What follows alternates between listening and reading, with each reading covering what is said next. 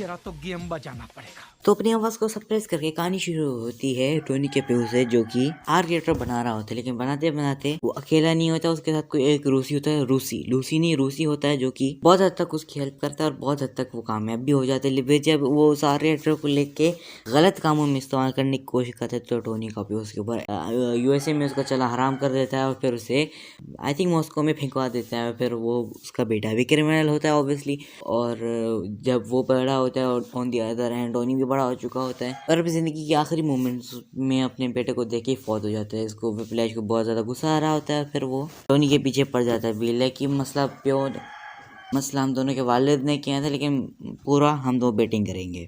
उसके पुराने ब्लूप्रिंट्स उठा के नया क्रिएटर बनाते हैं, दो ताड़ी जोड़ते अपना नया रूसी के अलावा टाइटल कर देता है whiplash. Tony on the other hands के ऊपर गवर्नमेंट वाले काम करना शुरू हो गया। फिर उससे उसके सूट्स मांगने शुरू हो जाती है। फिर उसके बाद बेस्ट कहता है कि सबके पास अपने अपने काम करने के राइट्स हैं। बहरहाल फिर उसके बाद टोनी ये चिट्टा किटे खाली करता है कि जी गवर्नमेंट वाले काम करना शुरू हो गए। फिर हैमर इंडस्ट्रीज के साथ बहुत सारे जानों को तबाह कर चुके हैं, यानी कि आयरन में जैसे कोई प्रोटोटाइप काइंड ऑफ सूट्स बना चुके हैं, जिसमें कोई बंदा अगर बैठ रहा है तो एक्सीडेंट की वजह से या तो अपनी पसली तोड़वा रहा है या फिर अपने आप को सेल्फ हार्म कर दे रहा है। इसी के उसमें वो अपने घर चला जाता है और घर आके शर्ट ऊपर करने के बाद से पता चलता है कि उसको हो गया ब्लड कैंसर। अब सारा जो वेनम या फिर कैंसर है उसकी बॉडी में ज़्यादातर फैल चुका है और उसकी वजह से अभी ये थोड़े हफ्तों में मरने वाला है।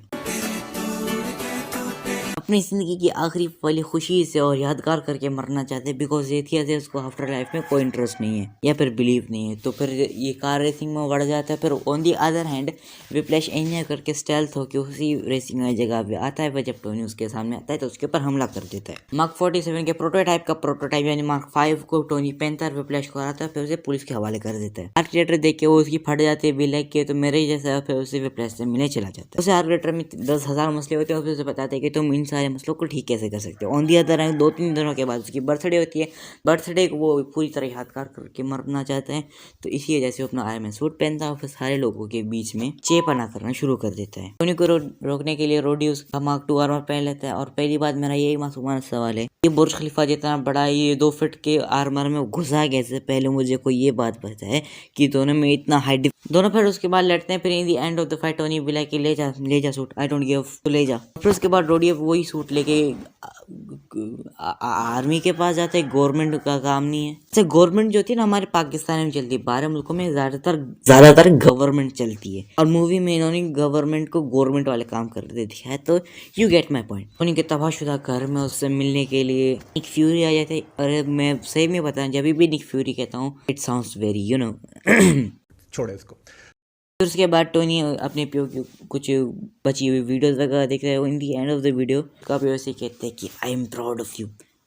बेशक तुम्हें भी बहुत बड़े झूठे हो, लेकिन फिर भी I am proud of you. तुम्हें बहुत पोटेंशियल है। इधर उधर मुंह मारेगा तो पता चलेगा ना, फिर भी I am proud of you. मतलब ये की बात होगी यार। मैं प्रोटोटाइप पड़ा हुआ शहर का वो उठा, उसे नया एलिमेंट बना।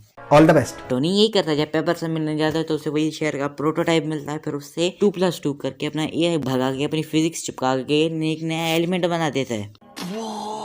उसने एलिमेंट या फिर उसने material say whatever you get it, उससे अपने आर्क रिएक्टर को मॉडिफाई कर देता है, जिसकी वजह से उसका ब्लड कैंसर बली हो गया है। आर्क रिएक्टर ही उसी वेनम में उसके मसले वसाइल कर रहा था, तो इसीलिए जब आर्क रिएक्टर बेहतर है तो मसले खत्म। इसी तरह गवर्नमेंट को अच्छा आर्क रिएक्टर मिल गया, मतलब अच्छा आयरन मैन सूट मिल गया, तो उन्हें प्रोटोटाइप मिल गया कि इसे बनाना कैसे। हैमर विप्लैश को जेल से छुड़वा देता है इलीगली और फिर उसे कहता है कि ये आर्मर बना। वो आर्मर नहीं, लेकिन एक ड्रोन्स का लश्कर बना देता है। और फिर जिस दिन हैमर ये सारी चीजें अनाउंस करने वाला था कि दिस सीरीज नाउ कमर्शियल, जिस मुल्क को आना आके खरीदे, उसी वक्त टोनी वहां पे आ जाते हैं इंटरप्शन करने के लिए। और फिर फ्लैश को अपना यहाँ पे वेंजेंस दिख जाता है और टोनी के ऊपर हमला कर देता है। टोनी और वॉर मशीन या फिर रोडी एक दूसरे में साथ लड़ते हैं और फिर in the end of the fight Tony War Machine को सीधा कर देता है, बिकॉज अब इस वक्त तक ब्लैक विडो भी इंट्रोड्यूस हो चुकी है।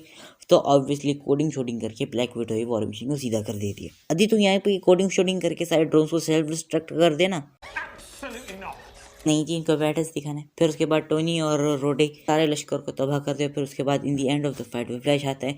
विप्लैश को साथ मिलकर तबाह कर देते हैं या फिर मार देते हैं। फिर विप्लैश ये इंकिशाफ करता है कि जी सारे ड्रोन्स में 2-2 टन के न्यूक्लियर बॉम्ब्स हैं। मेरे हालात ऐसे 私の名はキラヨシカゲ年齢33歳 और फिर टोनी सारे मुल्क का पेपर बना के पेपर को बचाता है और फिर विप्लैश ऑब्वियसली मर जाता है क्योंकि उसके सूट में भी ऐसा कुछ था। और फिर उसके बाद मर का क्या हुआ मुझे नहीं पता, मुझे लग रहा है कुछ बुराई हुआ होगा, लेकिन इन the end of the movie सारा सीन ऑन हो जाता है और फिर आगे की कहानी कंटिन्यू होती है थॉर में।